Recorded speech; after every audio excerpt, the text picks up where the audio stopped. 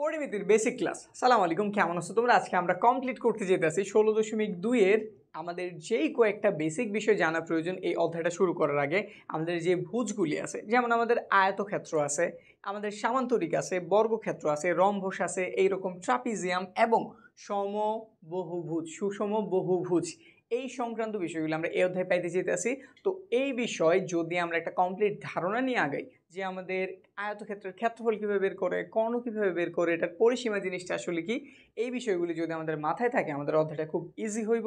পরবর্তীতে অনুশীলনের অঙ্কগুলি এবং আমাদের সৃজনশীল এগুলো সব বুঝতে এবং করতে ইজি হইব। এই জন্য আমাদের বেসিক ক্লাসগুলি এত বেশি গুরুত্বপূর্ণ। আর আমরা চাই প্রতিটা অধ্যায় শুরু করার আগে তোমাদের এই বিষয়ের বেসিকটা ক্লিয়ার থাকে। সেই জন্য স্বাভাবিক যে বিষয়গুলি ধরতে পারো তুমি ছোটো ক্লাসে এগুলো শিখছো, ঠিক আছে, কিন্তু আজকে আমরা ওগুলি একটু আবার ঝালাই করতেছি। প্রথমে যদি আমরা একটু আয়তক্ষেত্রের দিকে তাকাই, চিনি আমরা আয়তক্ষেত্র কারে বলে? যে চতুর্ভুজের বিপরীত বাহুগুলি, কোন বাহুগুলি? বিপরীত বাহুগুলি পরস্পর সমান ও সমান্তরাল। দুইটা কথা বলছি, সমান ও সমান্তরাল। ধরো আমি এবি একটা বাহু নিছি, তার অপোজিটে কি আছে? সিডি। এবি এর বিপরীত বাহু সিডি। এবি আর সিডি সাইজে সমান হইতে হইব এবং তাদের পরস্পরের মধ্যকার দূরত্ব ওইটাও সমান হইতে হইব। এটা আমরা কি বলি? সমান্তরাল। সমান হচ্ছে এক জিনিস, মানে সাইজে তারা সমান। ধরলাম এটাও 5 সেন্টিমিটার, এটাও 5 সেন্টিমিটার। এবং সমান্তরাল অর্থ কি? তাদের মধ্যকার যে দূরত্ব এটাও সমান। তো কি কি কথা বলছি? চতুর্ভুজের বিপরীত বাহুগুলি সমান ও সমান্তরাল। এবং আরও একটা কথা, তাদের প্রতিটা কোণ যদি 90 ডিগ্রি হয়। প্রতিটা কোণ যদি কত ডিগ্রি হয়? 90 ডিগ্রি হয়। যেমন এইখানটাতে আমি 4টা কোণ দেখতেছি, এ একটা কোণ, বি একটা, সি একটা, ডি একটা। প্রতিটা কোণ হচ্ছে 90 ডিগ্রি, মানে এই কোণটা কত? 90 ডিগ্রি। বুঝছি? তাইলে তার আমরা কি বলি? তারে আমরা বলি আয়তক্ষেত্র। তার আমরা কি বলি? আয়তক্ষেত্র। আয়তক্ষেত্রের সাথে আমাদের সামান্তরিকের খুব একটা সামঞ্জস্যতা আছে, শুধু একটু পার্থক্য আছে। কোন জায়গাটাতে? এটাতে আমি বলছি বিপরীত বাহুগুলি সমান ও সমান্তরাল। এটা তো সেম কথা, বিপরীত বাহুগুলি সমান ও সমান্তরাল। কিন্তু এটাতে আমি একটা কথা বলছি, প্রতিটা কোণ সমকোণ বা 90 ডিগ্রি। আর এটাতে একটা কোনো 90 ডিগ্রি না, একটা কোনো কি না 90 ডিগ্রি না। এই দুজনের যেই বৈশিষ্ট্য সেম টু সেম, শুধু এটার প্রতিটা কোণ হইতেছে আমাদের 90 ডিগ্রি আর এটার একটা কোনো 90 ডিগ্রি না। ঠিক আছে? এবার তাহলে যেহেতু আয়তক্ষেত্র প্রথমে ধরছি, এটা আমরা ক্ষেত্রফল জানি, কর্ণ জানি, পরিসীমা জানি। শুরু করি। ক্ষেত্রফল, এটার যদি ক্ষেত্রফল হিসাব আমরা করি, এটার ক্ষেত্রফল নির্ণয় করার সূত্র দৈর্ঘ্য ইন্টু প্রস্থ। দৈর্ঘ্য ইন্টু প্রস্থ। আচ্ছা, দৈর্ঘ্য ধরলাম আমি এটার ধরছি, সব ক্ষেত্রে আমরা দেখা অভ্যস্ত যে আমাদের বড়টাই দৈর্ঘ্য হয়। যাও ওই বিষয়গুলি মাথা থেকে সরাই। আমরা এটার যদি এ বাহু ধরি, এটার যদি বি বাহু ধরি, ক্ষেত্রফল নির্ণয়ের সূত্র কি? একটা বাহুর সাথে আরেকটা বাহুর গুণ করে দাও। সিম্পল হিসাব, একটা বাহুর সাথে আরেকটা বাহুর কি? গুণ। তো এখানে আমরা ওইটাই লিখছি, ক্ষেত্রফল দৈর্ঘ্য ইন্টু প্রস্থ। একটা বাহুর যদি এ ধরি আরেকটার যদি বি ধরি, দুটার গুণফল এ বি, বর্গ একক। যখনই তুমি ক্ষেত্রফল কথাটা লিখবা এর সাথে তোমার বর্গ লিখতে হইব, মানে হইবে, মাথায় ফিক্সড করো। ক্ষেত্রফল দেখছো, বর্গ লিখে দিবা, ব্যাস। এবার পরিসীমা কারে বলে? পরিসীমা বলা হয় আমাদের এইখানে যতগুলি বাহু আছে, 4টা বাহুই তো আছে, তাদের প্রতিটার যোগফল। তাদের প্রতিটার কি? যোগফল। যেমন এবি প্লাসের বিসি প্লাসের সিডি প্লাসের এডি। কিন্তু আমরা একটা কথা বলছিলাম, বিপরীত বাহুগুলি পরস্পর কেমন? সমান। তাহলে এটা যদি এ হয়ে থাকে, এটার বিপরীতে যেজন আছে সেও কত? এ, মানে আমাদের এই বাহুটার মানও কত? এ। এটা যদি বি হয়ে থাকে, এই বাহুটার মানও কত? বি। বুঝতে পারছি? তাহলে এখানে আমরা যদি যোগ করি কি পাওয়া যাব? এ প্লাসের বি প্লাসের এ প্লাসের বি, মানে দুইটা এ আর এখানটাতে দুইটা বি। দুটা দুইয়ের যদি আমি কমন নেই, এখানে এ থেকে যায়, এখানে বি থেকে যায়, মানে ফাইনালি 2 ইন্টু এ প্লাসের বি, মানে দৈর্ঘ্য যোগ প্রস্থ। তো লিখছি পরিসীমা 2 ইন্টু দৈর্ঘ্য যোগ প্রস্থ। এবার যদি এটা আমি কর্ণ বের করি, কর্ণ কারে বলে? এক কোণার সাথে আরেক কোণ আমি কি করছি? অ্যাটাচ করছি। এই যে দেখো, এটা এক কোণা, এটা আরেক কোণা, দাগ দিয়ে মিলিয়ে দিয়েছি। চাইলে আমি এখান থেকে আরেকটা কোণাও বের করতে পারতাম। আমাদের আয়তক্ষেত্র যেটা, এটার কর্ণগুলিও কিন্তু সমান সমান হয়। এটার কর্ণগুলিও কেমন হয়? সমান। যেমন বিডি এর মান যত, এসি এর মানও ঠিক তত হইব। এটার মান যদি আমরা ডি ধরি, আমরা যদি এটার মান কি ধরি, ধরো এই কর্ণ, এটার মান হইতেছে ডি। তাহলে যদি এই দিক থেকে হাতেই আঁকতেছি, ধরো আমি এসি কর্ণ অঙ্কন করলাম, এটার মান কত হইব? ডি। আর ডি বের করে কিভাবে? ডি বের করার জন্য আমাদের একটা সূত্র আছে, সূত্রটা আমাদের দৈর্ঘ্য এবং প্রস্থের সাথে রিলেটেড। হোল রুট দৈর্ঘ্য স্কোয়ার যোগ প্রস্থ স্কোয়ার, দৈর্ঘ্যের স্কোয়ার যোগ প্রস্থর স্কোয়ার। দৈর্ঘ্য আমরা এ ধরছি, এই জন্য এই স্কোয়ার দিয়ে দিছি, প্লাস প্রস্থটা আমরা ভি ধরছি, ভি এর উপর কি দিয়ে দিচ্ছি? স্কোয়ার। বুঝছি? তিনটা সূত্র কি আমাদের মাথায় থাকবো? ক্ষেত্রফলের সূত্র দৈর্ঘ্য ইন্টু প্রস্থ, পরিসীমার সূত্র 2 ইন্টু দৈর্ঘ্য যোগ প্রস্থ, কর্ণের দৈর্ঘ্য হোল রুট দৈর্ঘ্য স্কোয়ার যোগ প্রস্থ স্কোয়ার। ঠিক আছে? এবার আমাদের এটা তো খুব ইজিলি হয়ে গেল, কিন্তু আমাদের সামান্তরিক একটু ঝামেলা আছে। সামান্তরিক আমরা ক্ষেত্রফল বের করি, কিন্তু 3 ভাবে বের করতে পারি। মানে 3 টাইপের শর্ত দেওয়া থাকতে পারে তোমাদের যে বই 16.2 যে অঙ্কগুলি আছে, এখানে তুমি মূলত 3 টাইপের ক্ষেত্রফল নির্ণয়ের প্রক্রিয়া পাইতে পারো। তো এই তিনটা আমরা জানাই দিতেছি। প্রথমটা, যদি এরকম একটা কিছু থাকে, ধরো আমাদের এ বি সি ডি একটা সামান্তরিক দিয়ে দিছে, যেখানটাতে আমাদের উচ্চতাটা বলে দিছে যে এই যে এইটুকু হচ্ছে আমাদের কি উচ্চতা, ডিই এইচ পরিমাণ উচ্চতা, তাইলে আমাদের ক্ষেত্রফল বের করা খুব সহজ।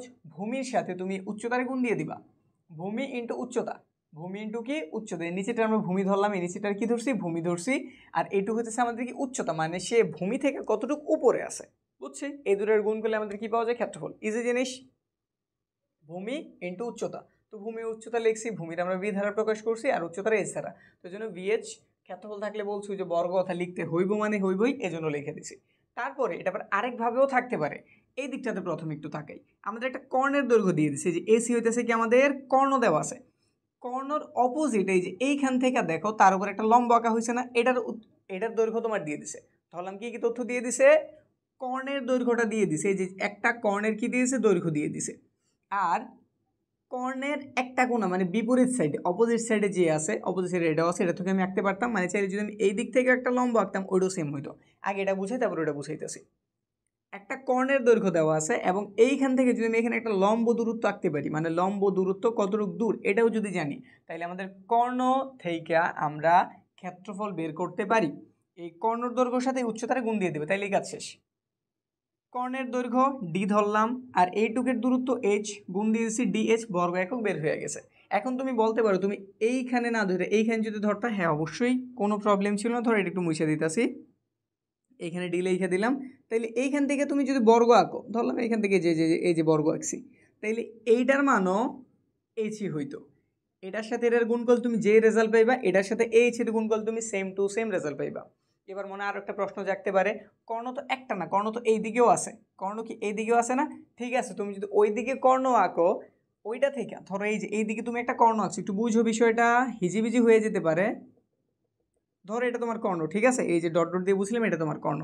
এখন এইখান থেকে তুমি যে এই দিক থেকে যে একটা বর্গ অঙ্কন করো, কি অঙ্কন করো বর্গ, আচ্ছা বুঝার সুবিধার্থে কোন দিক থেকে আঁকলে সুবিধা হয়, ধরলাম এই দিক থেকে আঁকতেছি নাকি, এই যে ডট ডটের দিকে তাকাও, এই যে যে ডট ডট দেখাইতেছে, এই যে একটা ডট ডট আর এই যে আরেকটা, তুমি যদি এই কর্ণের সাথে এই উচ্চতার গুণ করো তুমি সেম টু সেম রেজাল্ট পাইবা, ঠিক আছে? তাইলে এটা চার দিক দিয়েই হইতে পারে, সব প্রক্রিয়ার জন্য সেম, শুধু তুমি এই কথাটা মনে রাখবে যদি তোমার কর্ণের দৈর্ঘ্য দেওয়া থাকে, কার দৈর্ঘ্য, কর্ণের দৈর্ঘ্য দেওয়া থাকে এবং কর্ণর অপোজিটে এটা অপোজিট হইতে পারে, এটা অপোজিট হইতে পারে, ওই কোণা থেকে যদি তুমি একটা কি আঁকতে পারো, লম্ব টানতে পারো, লম্ব দূরত্ব যদি তোমার জানা থাকে, এই দুটোর গুণ করলে কি পাওয়া যায়, ক্ষেত্রফল পাওয়া যায়। তো বিষয়টা আসলে কীভাবে লিখতে হয়, যেভাবে একটু লিখে দিছি, কর্ণের দৈর্ঘ্য এবং ওই কর্ণের বিপরীত কৌণিক মানে কোণার কথা বলছে, বিপরীত কোণা বিন্দু থেকে উক্ত কর্ণের উপর অঙ্কিত লম্ব, উক্ত কর্ণের উপর একটা লম্ব আঁকছি, ওই লম্বের দূরত্ব যদি দেওয়া থাকে, দুটো জিনিসটা গুণ করলে আমাদের ক্ষেত্রফল পাওয়া যায়। বিষয় কি ক্লিয়ার? যদি ক্লিয়ার না হয়ে থাকো কমেন্ট সেকশনে জানাও, দেখি এর থেকে ভালো মতো বুঝাইতে পারি কিনা। তারপরে 3 নাম্বার, সামান্তরিকের দুইটি সন্নিহিত বাহু, এটা কিন্তু শেষ, এই দুই টেকনিক জানছি, এটা 3 নাম্বার টেকনিক।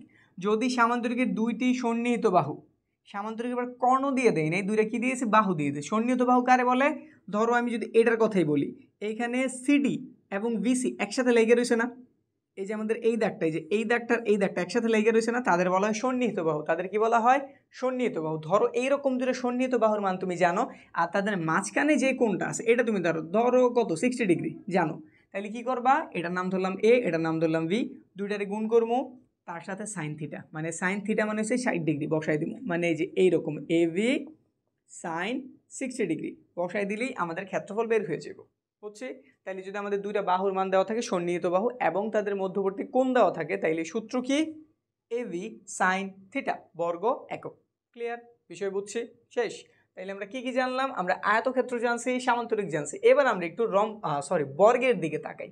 বর্গ শেষ করে তারপর আমরা রম্বসের দিকে যেতেছি। বর্গ কারে বলে, যার প্রতিটা বাহু সমান, যার প্রতিটা বাহু কেমন, সমান এবং সমান্তরাল এবং প্রতিটা কোণ 90 ডিগ্রি, মানে সব কিছু সমান, সব কিছু সমান, প্রতিটা বাহু সমান এবং সমান্তরাল, তাদের যে মাঝখানে কোণগুলি আছে ওগুলোও সমান, আর প্রতিটা 90 ডিগ্রি, আর প্রতিটা কত ডিগ্রি, 90 ডিগ্রি। তো সিম্পল কথায় যেটা প্রতিটা বাহু সমান এবং কোণগুলি কেমন, সমকোণ, যে চতুর্ভুজের প্রতিটি বাহু সমান এবং প্রতিটি কোণ সমকোণ বা 90 ডিগ্রি, তাদের আমরা কি বলি, বর্গ। বর্গ একদম সিম্পল জিনিস, এই যে এখানে একটা বর্গ আঁকছি, এ বি সি ডি ধরলাম, একটা বাহু হইতেছে কত ভিসি এ, তাহলে এটাও এ, এই যে উপরের এটাও এ, এটাও এ, সব কয়টাই। ক্ষেত্রফল নির্ণয়ের সূত্র আমরা কি জানছিলাম, এইখানে যেটা জানছিলাম আসলে কিন্তু ওইটাই, দৈর্ঘ্য ইন্টু প্রস্থ। তো এটার দৈর্ঘ্য ধরো তুমি, এটার ধরছো প্রস্থ, এটার ধরছো দৈর্ঘ্য গুণ প্রস্থ, এ গুণ করছো কি হয়ে গেছে, এ স্কোয়ার হয়ে গেছে না। তো আমরা তো এটাই লিখছি, ক্ষেত্রফল বাহুর দৈর্ঘ্য। তো এই জন্য বিশেষভাবে আমরা দৈর্ঘ্যের প্রস্থ লিখি নাই, যেহেতু দৈর্ঘ্যের প্রস্থ দণ্ডাই সেম রাশি, কারণ এটা বর্গ, দণ্ডাই সেম। এই জন্য আমরা কি লিখে দিছি, বর্গের ক্ষেত্রফলের সূত্র কি, বাহু স্কোয়ার। বাহু স্কোয়ার, বাহুটা যদি এ হয়ে থাকে ক্ষেত্রফলের সূত্র কি, এ স্কোয়ার। পরিসীমা, পরিসীমার কথা যদি চিন্তা করি, পরিসীমা হচ্ছে এটার 4 বাহুর যোগফল।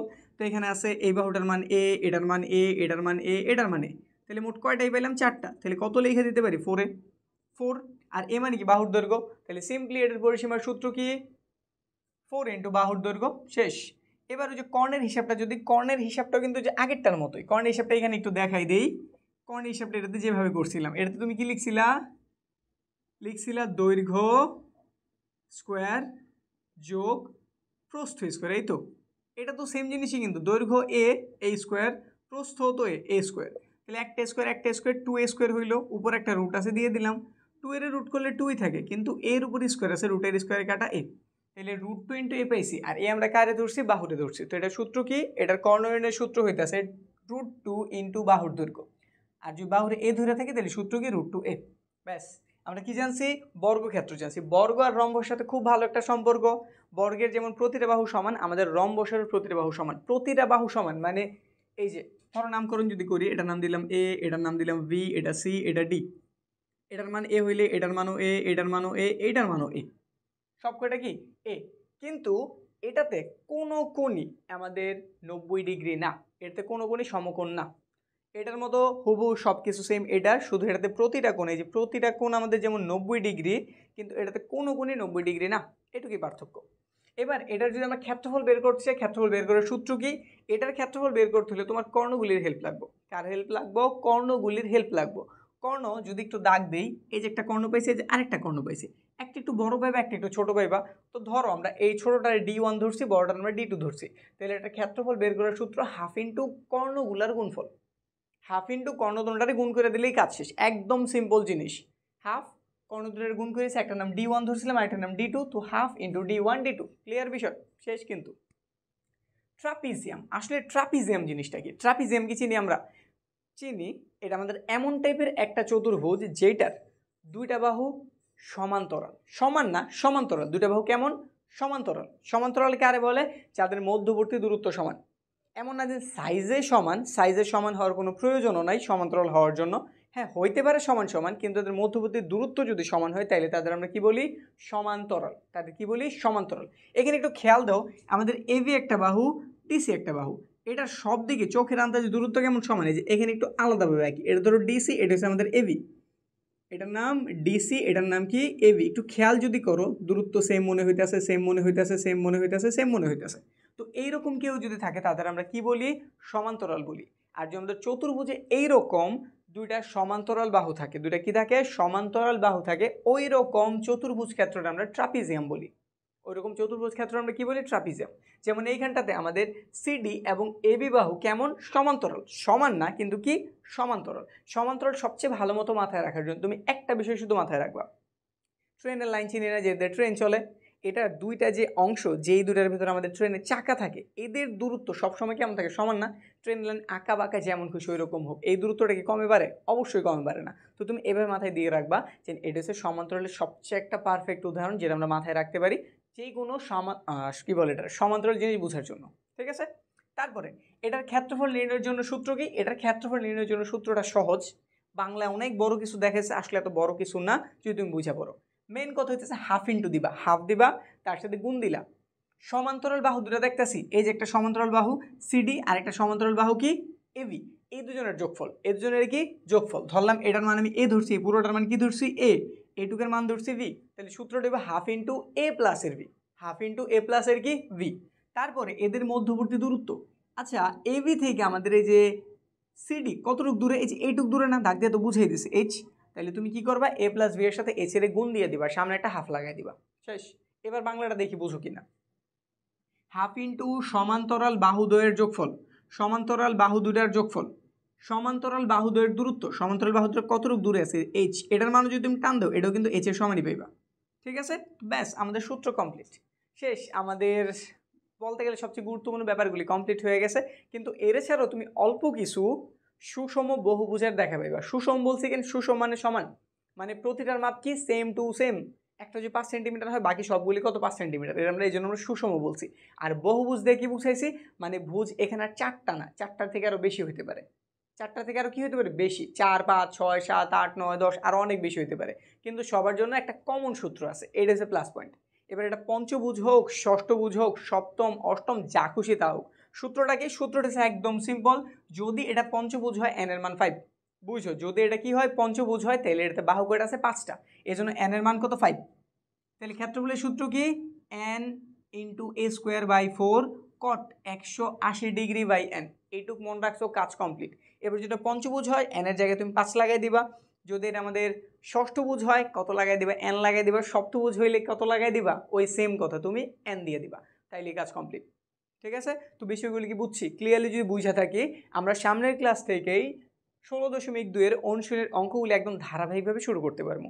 ঠিক আছে, তাহলে আজকের ক্লাস এই পর্যন্তই। তোমরা যদি 16.1 পুরো প্লে লিস্ট দেখে নিতে চাও, যেখানে আমরা একদম প্রথম থেকে লাস্ট পর্যন্ত সব করাই দিছি, বেসিক ক্লাস অবশ্যই আছে।